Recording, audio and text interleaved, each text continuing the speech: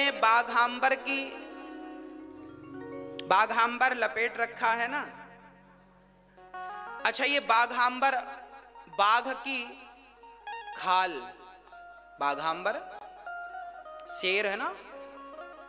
अच्छा, शेर की खाल बाघांबर शंकर जी ने लपेट रखी है और उसको कसने के लिए आजकल आप लोग बेल्ट लगा लेते हैं, पर शंकर जी ने बेल्ट तो था नहीं, तो नांग बांध लिया। सांप को कमर में भी, यहां भी सांप, यहां भी सांप, यहां भी, और गले में जो है वो अलग, और यहां। अच्छा, शंकर जी ने बाघांबर क्यों पहनते हैं शंकर जी? किसी ने कहा शंकर जी बाघांबर क्यों पहनते हैं? अरे भाई, बाघांबर इसलिए पहनते हैं हमें और आपको मैसेज देने के लिए, दुनिया वालों ये बाघ है, शेर है, ये कल तक जंगल का राजा था, आज इसकी दशा देखो ये है। ऐसे तुम भी अहंकार ना करना, तुम अपने आप को बड़ा राजा बाजा समझते हो। राजा ये समझता था, शेर देखो आज ये बंधा पड़ा है, और बांधा किससे? नांग से बांधा। सर्प मतलब काल, काल ने सबको बांध रखा है। हम सब किसके अधीन हैं? काल के अधीन है। तो बाघांबर को किसने बांधा है? शंकर जी ने। किससे बांधा है? नांग से, सांप से, मतलब काल से बंधा हुआ है।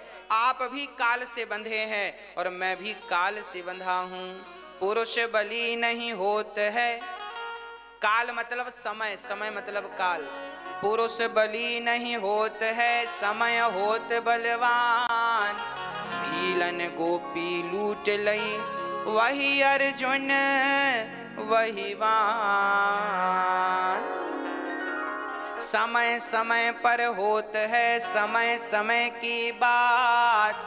राम जन्म का दिन बड़ा और कृष्ण जन्म की रात। ये समय समय की बात है कि कभी वो राजा था, अब पड़ा हुआ है। हाँ, तो आप भी अपने हर समय का ध्यान करो, है ना। एक गांव में एक सेठ जी थे, सारा गांव उनसे राम राम करता। सेठ जी राम राम, तो सेठ जी धीरे से कह देते राम राम हम कह देंगे। बोला कोई राम राम, तो वो कह देते हम बोल देंगे राम राम। एक दिन एक आदमी ने सुन लिया, सेठ जी आपसे कोई राम राम करता है तो आप बोल देते हो बोल देंगे, किन से बोल देंगे? सेठ जी बोले चलो दिखाएं। तो सेठ जी गए और अपने तिजोरी को खोलकर वहां जितने पैसे रखे, गड्डियां रखी थी, सोना चांदी, सबको कह देते आज राम सिंह ने राम राम बोला है, घनश्याम ने राम राम बोला है। अरे सेठ जी पागलों की तरह व्यवहार कर रहे हैं, बताओ तिजोरी से आप राम राम कह रहे हैं। सेठ जी ने कहा भैया जब मेरे पास धन नहीं था तब मेरे से कोई राम राम नहीं करता था, जब से धनवान हुआ हूं तब से लोग राम राम कर रहे हैं। तो लोग राम राम हमसे नहीं हमारे धन से करते हैं, इसलिए हम राम राम धन को कह देते हैं, धन तुम्हें राम राम मिल रहा है। भाई आपकी स्थितियां बिगड़ जाए ना तो कोई राम राम करता है? आजकल आदमी राम राम भी उन्हीं से करता है जो, हाँ जी, अरे गरे नथु खैरे से कोई राम राम करता। तो आप लोग भी ध्यान रखो, केवल धनवान का ही सम्मान ना हो, एक आम गरीब से गरीब व्यक्ति का भी हम सम्मान करना सीखें, आदर करना सीखें। धनी लोगों को तो सब देखते हैं, जो आम व्यक्ति की पुकार सुनता है, आम व्यक्ति की तरफ देखता है, उन्हें महान कहा जाता है ना। इसलिए ये दास अनिरुद्ध ने जो कार्य किया है या हम जो कर रहे हैं, ये साधारण लोगों की नजर में बड़ा काम होगा और बड़ा काम है, पर इस बड़ा काम को करने के लिए सामान्य बनना पड़ता है, साधारण बनना पड़ता है। जब तक आप साधारण नहीं बनेंगे तब तक आप बड़ा काम नहीं कर पाएंगे। यदि आप अपने आप को बड़ा मान लेंगे तो फिर बड़ा मान लिए हैं आप, तो फिर छोटा काम कैसे करेंगे? आजकल बच्चों को अपनी मां के पांव दबाने में शर्म आती है। पर ये दास अनिरुद्ध यहाँ जितनी माँ रहती हैं सभी के चरणों की सेवा करता है। क्यों? क्योंकि मैं जानता हूं कि मैं एक सामान्य व्यक्ति हूं। मैं किस बात का अहंकार करूं? आज आपके बच्चों को ना मैया जी शर्म आती है पांव दबाने में। आज बहू को शर्म आती है सास के पांव, बहुत जिनको आती मैं उनकी कह रहा हूं। बहुत सारी बहुएं अच्छी हैं, बहुत सारे बेटे अच्छे हैं। जिन बेटों को शर्म लज्जा आती है हम उन बेटों की बात कर रहे हैं। पर हमें तो गर्व होता है कि चलो कल को तो हम नहीं ही रहेंगे संसार में, पर जब तक हैं तब तक हम किसी के काम आ रहे हैं, हम किसी के काम आ रहे हैं। यही हमारे इस जीवन की सार्थकता है। इस संसार में आना हमारा सफल हो गया क्योंकि हमारा ये शरीर किसी के काम आ गया। हमारी वाणी किसी के काम आ गई। अरे हमारी वाणी आपको कथा सुनाने के काम आ गई, हमारे ये हाथ माँ की चरण दबाने के काम आ गए, और क्या चाहिए, है ना। इसलिए जीवन में बड़ा बनना हो तो हमें सामान्य बन के जीना पड़ता है, सामान्य रहना पड़ता है। नहीं तो अहंकार पीछा नहीं छोड़ता। आज किसी के पास कुछ दो पैसे आ जाएं तो अहंकारी हो जाता है, झुकता नहीं है। हाँ, क्यों नहीं झुकता? क्योंकि झुकता वही है जिनमें जान होती है, अकड़ खास मुर्दे की पहचान होती है। जो अकड़ जाएं वो मुर्दे हैं, और जो अभी तक झुक रहे हैं बस उन्हीं को आप जिंदा समझना, बाकी जो अकड़े खड़े हैं मुर्दे हैं। इसलिए शंकर जी मुर्दों की भस्मी रमाते हैं। शंकर जी ने शेर की खाल लपेट रखी है, मृग छाल बाघांबर। भैया हमें भी भगवान का चिंतन करते रहना चाहिए, क्योंकि बाघ की खाल तो फिर भी शंकर जी के काम आ गई, हमारी खाल तो जूता बनाने के काम भी नहीं आती। सच कहें हम तो बकरा बकरी गाय भैंस से भी गए गुजरे हैं। गाय का गोबर काम पे आता है, आदमी का गोबर कहाँ काम पे आता है ना। गाय की खाल काम पे आ जाती है। भाई बकरा बकरी की खाल से ना ढोलक तबला बनता है, बकरा बकरी के ऊंट की खाल से तबला बनता ना, ढोलक तबले की चाटी इत्यादि बनती है। हमारी खाल से तो तबला भी नहीं बजेगा, बजेगा। तो अब ये बताओ कि उनकी तो खाल भी काम पे आती है, उनका तो गोबर भी काम पे आता है, हमारा तो कुछ भी काम पे नहीं। तो हम उनसे भी निकृष्ट हैं कि नहीं? यदि हम भगवान का नाम लेकर सेवा करके भक्ति करके अपना कल्याण कर लें तब तो हम उनसे श्रेष्ठ हैं। और यदि हमने सेवा नहीं किया, इन हाथों से हमने भक्ति नहीं करी, इस जिह्वा से नाम नहीं जपा, तो फिर हम तो उनसे भी निकृष्ट हो गए। यदि आपको उनसे श्रेष्ठ बनना है तो परमार्थ करके ही आप श्रेष्ठ बन सकते हैं, नाम जप के ही भक्ति करके ही श्रेष्ठ बन सकते हैं, नहीं तो हम उनसे गए गुजरे तो हैं ही, है ना। इसलिए शंकर जी बहुत बड़ा मैसेज। अच्छा, शंकर जी की बारात पहुंच गई। अच्छा, बारात देखने के लिए गांव की स्त्रियां, गांव के बच्चे लोग इकट्ठे होते, दुल्हा कैसा है देखें, दुल्हा कैसा देखें। अच्छा, दुल्हा कैसे? शंकर जी की बारात में भूत प्रेत डाकनी पिशाचनी, किसी के पांव ऐसे हैं तो किसी के ऐसे हैं पीछे की तरफ, किसी के धड़ तो है सिर का पता नहीं, और किसी के साथ साथ सिर हैं तो धड़ का पता नहीं। अब बारात जब पहुंची तो सबसे पहले भूत प्रेत पहुंच गए। गांव के जितने बच्चे दुल्हा देखने आए थे, ओ हो जैसे ही भूतों को देखा भागे, मैया मैया बचाइयो, आज बच गए तो कल रहेंगे नहीं तो गए काम से। क्यों बेटा, क्या हुआ? अरे मैया काल आ गया हमें मारने, अब कोई बचेगा नहीं। अब तो सारे भूत प्रेत आए और एक भूत जिसका सिर नहीं था, उसका धड़ ही धड़ था, उसने पूछ लिया गांव वालों से, सुनो हमारी रहने की व्यवस्था कहाँ है? जिससे पूछा उसके प्राण से निकल गए। कहां बताएं कि कहां रहो तुम। अब और तो और जब पंगत लगी तो पत्तल परोसने वाला कंफ्यूज था। क्यों कंफ्यूज? अब जिसके धड़ था उसे क्या पत्तल परोसे, और जिसके सर था, केवल एक सिर बस था, जस दुल्हा तस बनी बराता, को मुखहीन, लिखा रामचरितमानस में। जिसका केवल सिर था उसे तो पत्तल परोसगी, पर धड़ बाजू में बैठा था। अब पत्तल परोसने वाले ने सोचा इसे परोस सके नहीं और नहीं परोसे तो पकड़ ले। अच्छा चलो यहां तो समस्या हो गई, चलो सबको परोसा, पर आगे चला तो 7 सिर एक जन के। अब उसको लगा एक पत्तल रखूं कि 7 रखूं, एक पत्तल से काम बने। अब इसके 7 सिर हैं। अच्छा बताओ, आप लोगों के 7 सिर होते तो कितने पत्तल लगते आपको?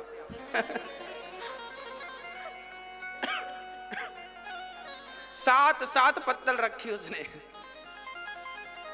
और कुछ बाराती भूत प्रेत तो जाके रायतों के गंजे में डुबकी लगाने लगे। हर हर महादेव। रायतों के गंजे भरे थे उसमें डूबने लगे। हर हर महादेव, हर हर महादेव।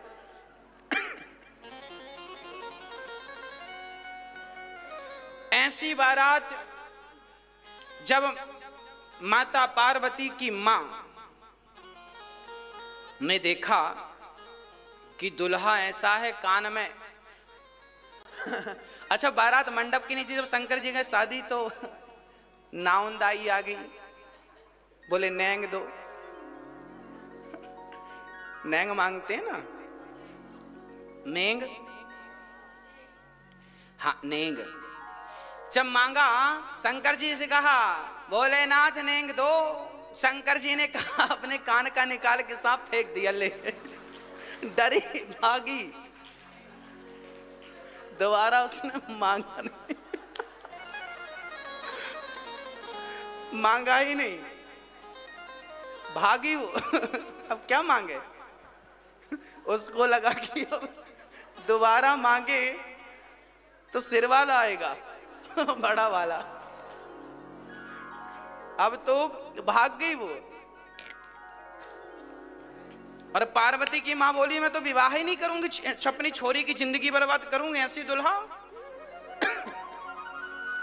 अब लो भैया बारात खड़ी है द्वार 4 के लिए, और यहां पर पार्वती की मां बिगड़ गई, बोले हम विवाह नहीं करेंगे, हमारी बिटिया कुंवारी रह जाएगी, पर ऐसा दुल्हा हमें नहीं चाहिए। कैसा दुल्हा? बोले ऐसा सांप कोई लपेटता है, मृगछाला लपेटता है कोई बाघांबर। हमारी बेटी को गोद में लेके रोने लगी। तब नारद जी ने समझाया माँ ये भोलेनाथ इनके, आप सामान्य प्राणी मत समझो, ये भगवान हैं। जब समझाया बुझाया तब माता जी की समझ में आई और फिर उन्होंने विवाह कराया। बढ़िया सा विवाह संपन्न हुआ। बहुत सारा धन धान्य दे करके हिमालय जी ने भेजा। और जब बारात चली, श्री पार्वती माँ विदा हुई। उसके बाद शंकर जी बहुत समय तक पार्वती के संग रहे और उनके द्वारा एक पुत्र हुआ। स्वामी श्री कार्तिकेय जी का प्राकट्य हुआ। 6 मुख वाले कार्तिकेय जी, शंकर जी के 5 मुख और बेटे के 6 मुख। कार्तिकेय जी का प्राकट्य हुआ। कार्तिकेय जी बड़े होके तारकासुर को मारते हैं। और एक दिन बड़े शांत चित्त से शंकर जी बैठे थे। पार्वती ने कहा हे भोलेनाथ, आज हम आपसे कुछ कहना चाहती हैं। हाँ हाँ कहो। तब क्या कहा? पार्वती जी ने कहा हे नाथ, मुझे ये बताओ कि आप जो नाम जप रहे हैं, ये नाम किसका है? क्या ये वही दशरथ जी के पुत्र हैं? पार्वती जी का बड़ा अद्भुत प्रश्न है। पार्वती ने प्रश्न किया। आज शंकर जी और पार्वती गए और आपस में भगवत चर्चा हो रही है। पति और पत्नी को भी बैठकर बड़े भाव से भगवान की चर्चाएं कहनी और सुननी चाहिए। मन निर्मल होता है ना। भगवान को कभी नहीं विसारना चाहिए, किसी भी हाल में भगवान का विस्मरण नहीं करना चाहिए। शंकर जी से माता पार्वती ने प्रश्न किया, है नाथ, जिस राम का आप दिन रात ध्यान करते हैं, क्या ये वही राम हैं जो दशरथ के पुत्र हैं? जिन राम का आप दिन रात ध्यान करते हैं, क्या ये वही राम हैं जो सीता के लिए वन वन खोज रहे हैं, सीता सीता कह के रो रहे हैं? क्या ये राम वही राम हैं जो निर्गुण निराकार हैं? क्या ये वही राम हैं जो सगुण साकार हैं? क्या अलग हैं? राम कितने हैं? अच्छा बताओ, राम कितने हैं? एक।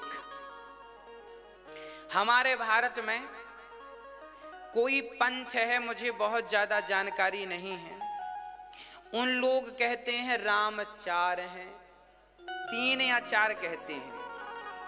वो क्या कहते हैं सुनो, वो खासकर वो माताएं ज्यादा होती हैं वहां। मैया मैया, एक मैया मेरे पास आई, बोले गुरुजी आपको हम ज्ञान देंगी। हमने कहा दो, हमें तो ज्ञान मिले तो लेने में नुकसान क्या। उन्होंने हमें ज्ञान दिया। बोले सुनो, एक राम दशरथ का बेटा, एक राम घट घट में लेटा, एक राम का सकल पसारा, एक राम का सब जग सारा। उन्होंने टोटल 4 राम कह दिए, है ना। उन्होंने कहा 4 राम हैं, आप किस राम की पूजा करते हैं? हमने कहा बहन आप बड़ी कंफ्यूज हैं। उन्होंने कहा हम कैसे कंफ्यूज हैं? हमने कहा आप कंफ्यूज ना होती तो आप ऐसी पागलों की तरह बातें क्यों करती? उन्होंने कहा क्यों? हमने कहा मेरी मां, जिन्हें तुम 4 कह रही हो वो 4 नहीं है, 1 है। बोले कैसे? हमने कहा सुनो ऐसे। हमने कहा शब्दों का हेर फेर हो गया है, बस और कोई बात नहीं है। हेर फेर किसका है? शब्दों का।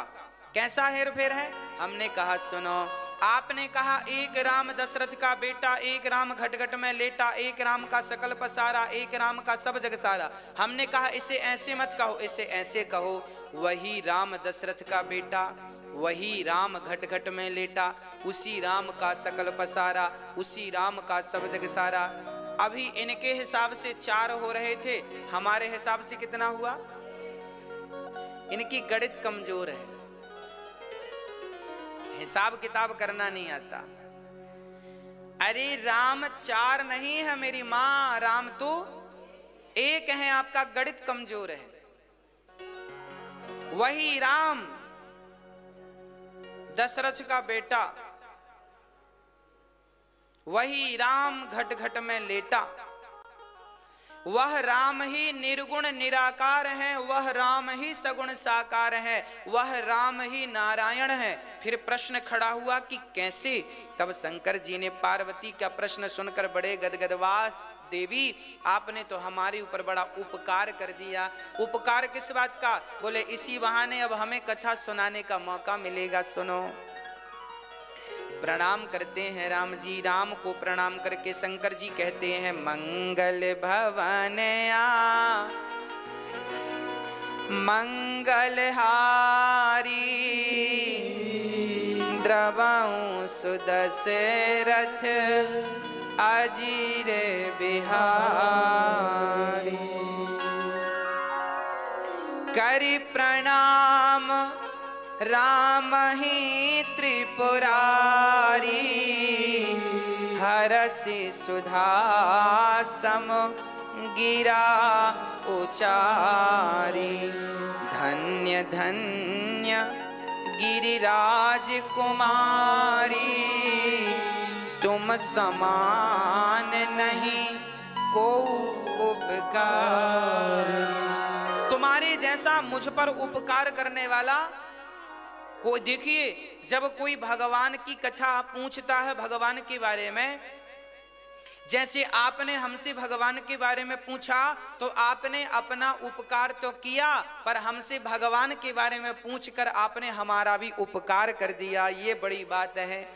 जब श्रोता, जब आप लोग कथा करवाते हैं ना, तो आप पर तो उपकार ठाकुर जी करते ही हैं, आपके माध्यम से हम पर भी उपकार ये होता है। अब देखो, हमसे राम कथा आती नहीं है, हमारी मैया जी ने बोला गुरुजी, हमने कहा मैया जी भागवत सुन लो, बोले नहीं हमें तो राम कथा ही सुननी है। हमने कहा आती नहीं है, उन्होंने कहा जैसी आए आप सुनाना, पर हमें राम कथा सुननी है। तो कहने का अर्थ यह है कि जब आप कथा सुनने की इच्छा करते हैं तो आपने सुनने की इच्छा तो की, पर आपने अपने ऊपर उपकार तो किया, पर हमें सुनाने का अवसर देकर हमारे ऊपर बहुत बड़ा उपकार कर दिया। यही उपकार है। पार्वती से शंकर जी कह रहे हैं कि आपने हम पर उपकार कर दिया। कौन सा उपकार? जो राम के बारे में पूछ लिया। और सबसे बड़ा उपकार, ये जो लोग राम जी की कथा सुन रहे हैं और आनंदित हो रहे हैं, ये उपकार, इन पर भी आपने उपकार कर दिया। तो कथा कराने वाला जब एक बार कथा कराता है तो वो करोड़ों लोगों पर जो जो कथा सुनते हैं उन पर वह उपकार करता है। इनके माध्यम से सब कथा सुन रहे हैं, ये उपकार है ना। इसलिए जीवन में जरूर भगवान की कथाएं सुननी और सुनवानी चाहिए। इसी बहाने हम 7-9 दिन राम कथा, 9 दिन भागवत जी, 7 दिन भगवान में डूब करके कथा सुनते और सुनाते हैं। शंकर जी ने कहा सुनो, अब आपने प्रश्न किया है तो सुनो। शंकर जी ने कहा सगुण नहीं अगुण ही नहीं कछु भेदा, गावहि मुनि पुराण बुध वेदा। सगुण और निर्गुण में कोई भेद नहीं है। अच्छा, आप सगुण को मानते हैं कि निर्गुण को? हाँ, सगुण साकार, सगुण मतलब साकार, निर्गुण मतलब निराकार। आप किसको मानते हैं, किसकी पूजा करते हैं? हम दोनों का ही सम्मान करते हैं। सगुण ही अगुण ही नहीं कछु भेदा, ये लिखा है तुलसीदास जी ने बालकांड के दोहा नंबर 115, उसकी पहली दूसरी चौपाई। गोस्वामी जी सगुण ही अगुण ही, सगुण ही अगुण ही नहीं कछु भेदा, गावहि मुनि पुराण बुध वेदा। अगुण अरूप अलख अज जोई, भगत प्रेम बस सगुण सोई।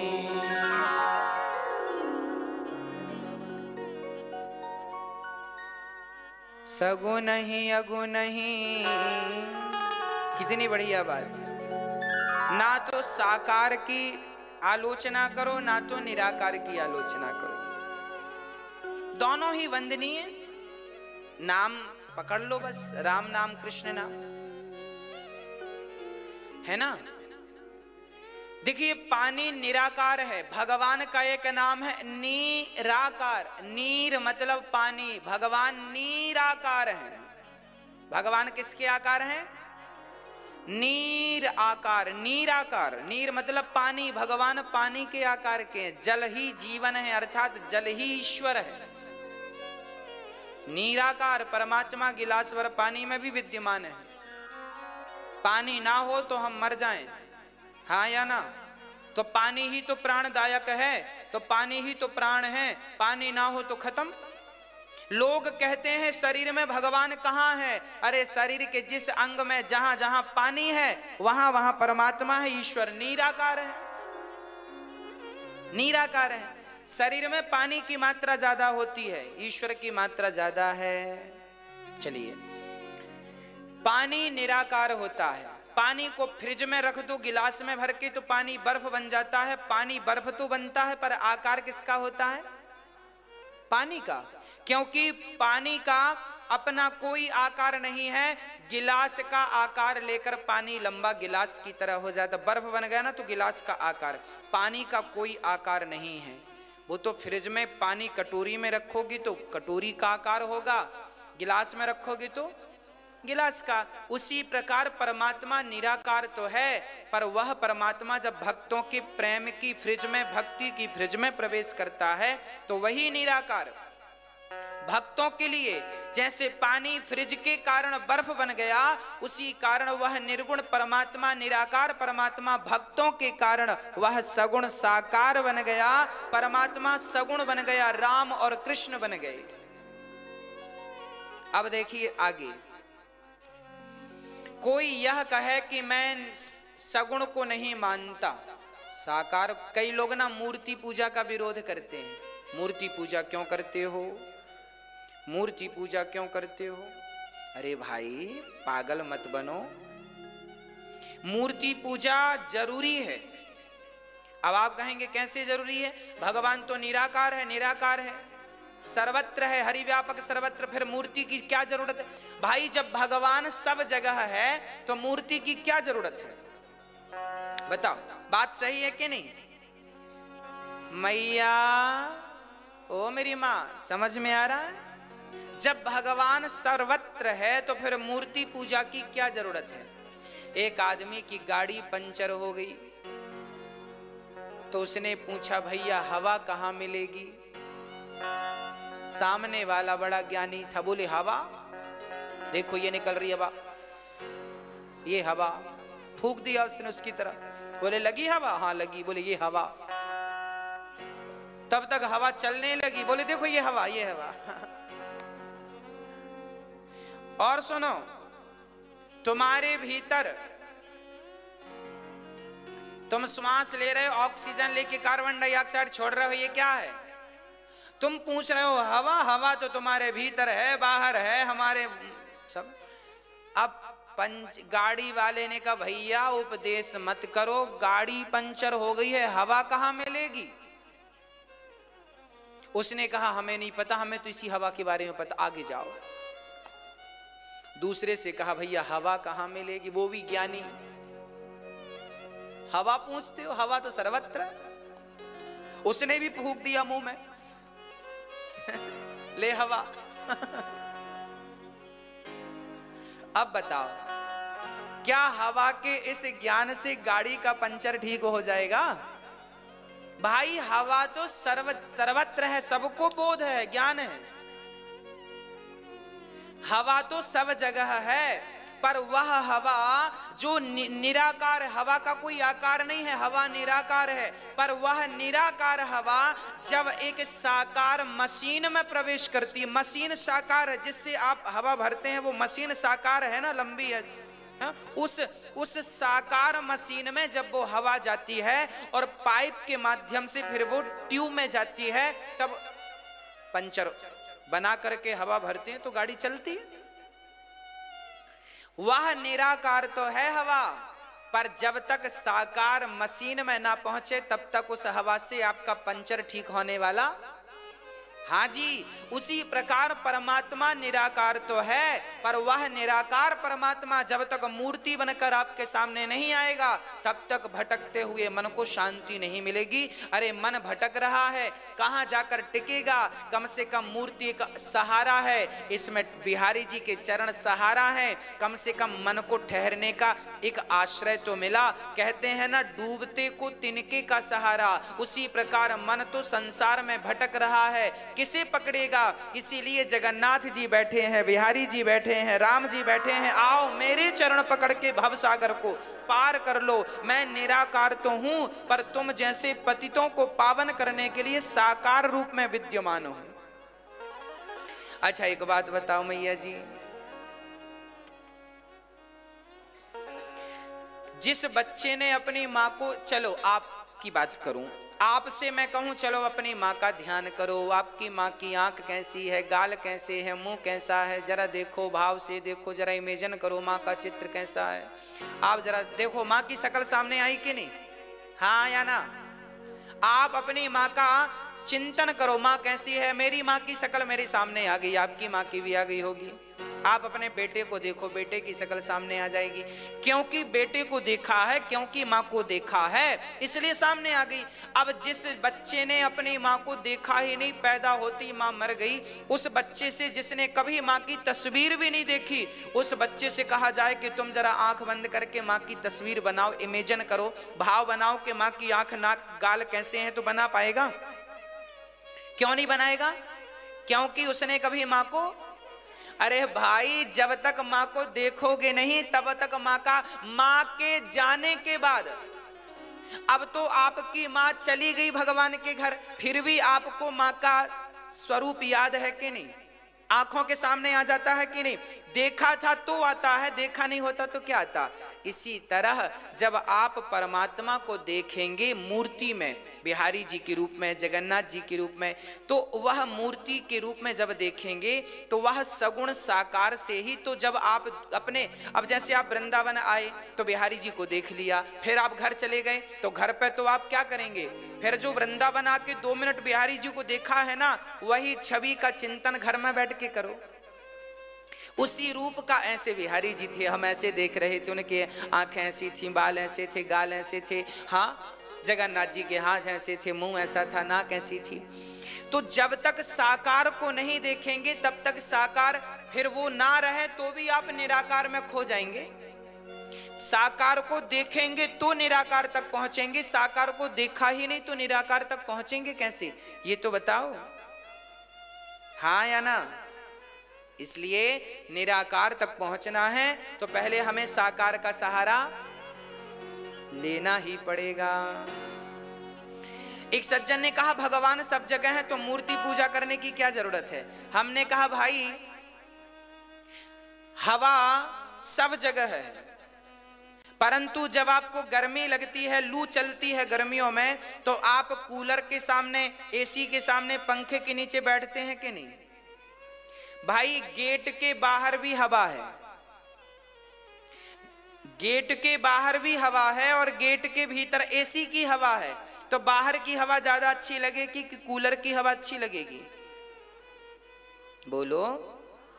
हाँ, बाहर की हवा गर्म है, लू चल रही है ना, गर्म हवा है, और अंदर कूलर की हवा ठंडी है। हवा तो सब जगह बराबर है, पर एसी और कूलर की हवा की तो बात ही अलग है। उसी प्रकार सब जगह परमात्मा है, पर बिहारी जी के मंदिर में बिहारी जी की तो बात ही अलग है, जगन्नाथ जी के मंदिर में जगन्नाथ जी की बात ही अलग है तो सब जगह। अच्छा ये बताओ, आप धूप में खड़े होकर हवा का आनंद लेंगे कि छांव में बैठ के हवा का आनंद लेंगे? गर्मियों में पीपल की छांव, बट की छांव में बैठ के आनंद लेंगे कि बाहर धूप में खड़े होके? हाँ, बाहर धूप में खड़े होके कोई हवा का आनंद लेता, गर्मियों में छांव में बैठ के आनंद लेता। उसी प्रकार हवा तो सब जगह है, पर छांव तो बिहारी जी के चरणों की छांव की जो हवा है, जगन्नाथ जी की जो छांव की हवा है, उसका तो अलग ही आनंद है। भगवान तो सगुण भी है, निर्गुण भी है, साकार भी है, निराकार भी है। भक्तों के लिए वह सगुण साकार बन गए। वह भगवान कैसे हैं? बिनु पग चलहि सुनहि बिनु काना, कर बिनु करम करहि विधिना। वो भगवान बिना कान के चलने वाले हैं देवी, बिना आंख के देखने वाले हैं। भगवान इस धरती पर अवतार लेते हैं। कब अवतार लिया भगवान ने? जब जब हो ये धर्म की हानि, बाढ़हि असुर अधम अभिमान। तब तब धरी प्रभु विविध शरीरा,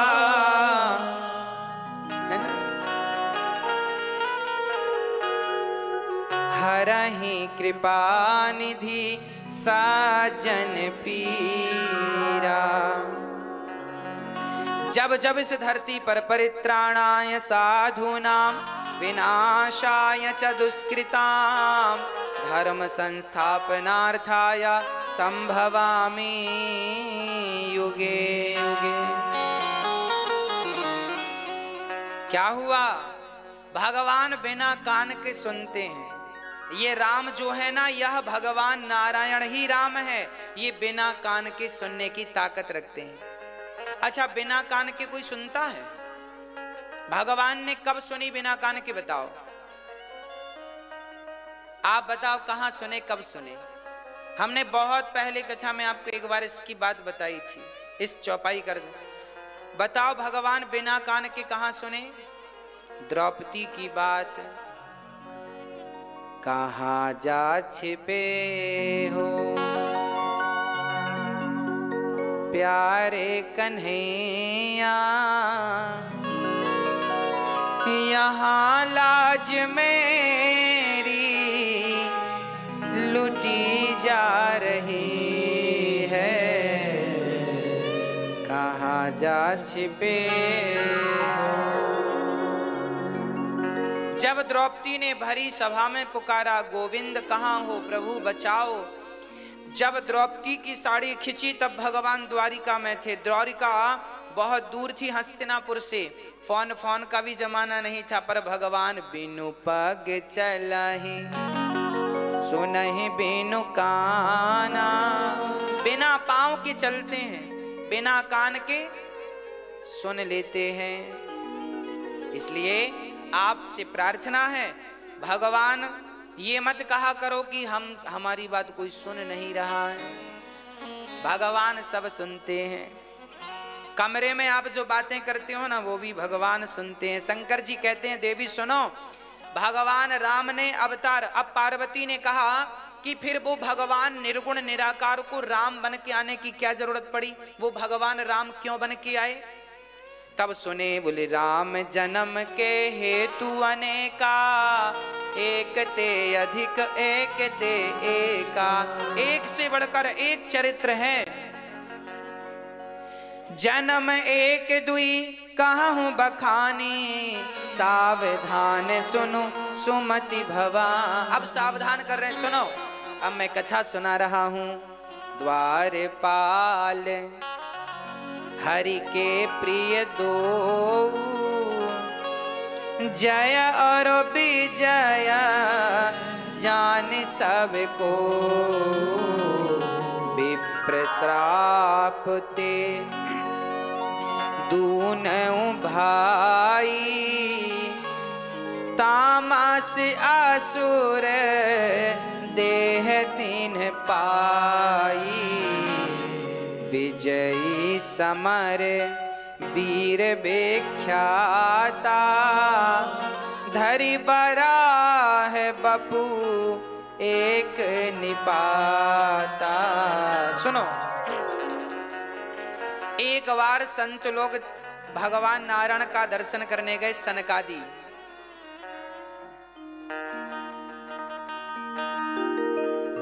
एक